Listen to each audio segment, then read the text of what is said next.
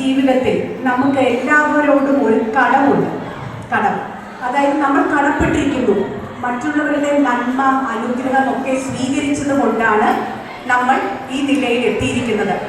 നമ്മൾക്ക് ആർക്കും പറയാൻ പറ്റത്തില്ല നമ്മൾ സെൽഫ് മെയ്ഡ് ആണ്, ഇതെല്ലാം എൻ്റെ കഴിവുകൊണ്ട് ആണ് ഞാൻ നേടിയെടുത്തത്.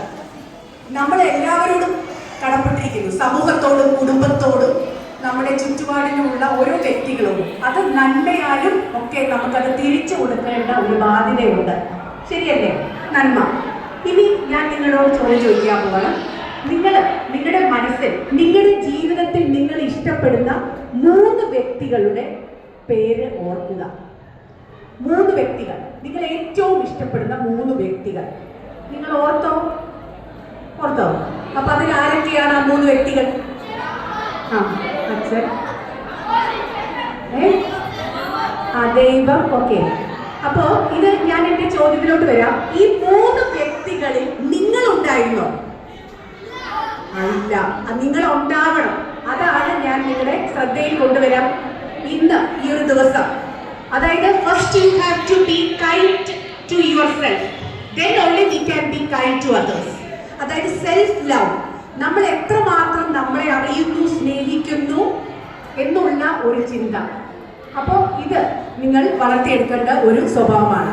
ഇനി ഞാൻ കഴിഞ്ഞ ദിവസം ഹെഡ്ജ് ഇക്വിറ്റീസിൻ്റെ MD ആൻഡ് ചെയർമാൻ ആയിട്ടുള്ള അലക്സ് ബാബുവിൻ്റെ ഒരു ഇൻ്റർവ്യൂ അദ്ദേഹം പറയുന്നുണ്ട്.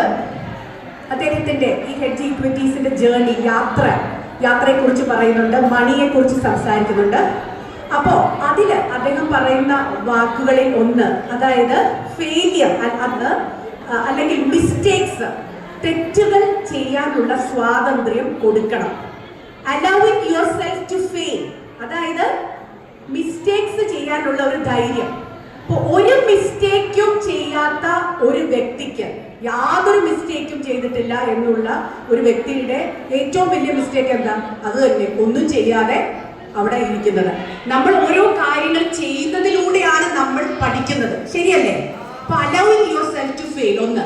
പിന്നെ രണ്ടാമത് പുഷിങ് യുവർ ലിമിറ്റ്സ്, നമ്മുടെ കംഫർട്ട് സോണിൽ നിന്ന് വെളിയിൽ വരികയും അപ്പോൾ മാത്രമാണ് നമ്മളെ തിരിച്ചറിയാൻ സാധിക്കുന്നത്. Pushing your limits. ഇനി മൂന്നാമത് സെൽഫ് റിയലൈസേഷൻ, അതിൽ താഴ്മയും ഒക്കെ വരും. ഇപ്പൊ കഴിഞ്ഞ ദിവസം ഇപ്പൊ അതിന് മമ്മൂട്ടിയുടെ തന്നെ ഇന്റർവ്യൂവിൽ പറയുന്നുണ്ട്, മമ്മൂട്ടി ആരാണ് എന്നുള്ള ചോദ്യത്തിന് മമ്മൂട്ടി പറയുന്ന പത്മഭൂഷൺ മമ്മൂട്ടി എന്താണ് അതിന്റെ മറുപടി കൊടുത്തത്?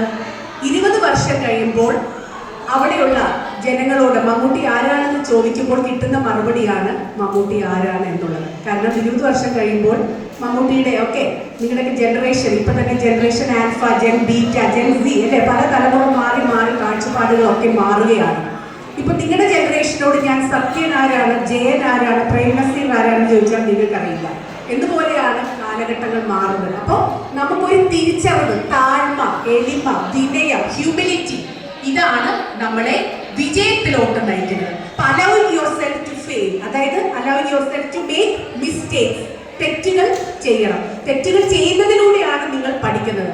അപ്പോൾ അതിലൂടെയാണ് നമുക്ക് ധൈര്യവും വരുന്നത്. പിന്നെ രണ്ടാമത് പുഷിങ് യുവർ ലിമിറ്റ്സ് ആൻഡ് മൂന്നാമത് സെൽഫ് റിയലൈസേഷൻ. ഓക്കെ.